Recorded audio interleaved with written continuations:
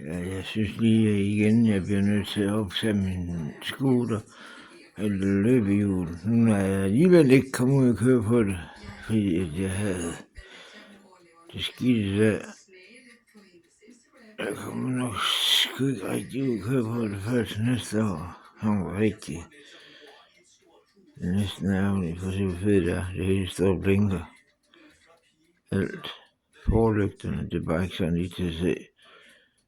Men man kan godt se, at det hele blinker. Jeg skal have lagt nyt tæt på toppen af den, og sådan med sådan lyset, det kommer ud, fordi det kommer ud der i siderne på den, fordi det er en stor plexiglasplade.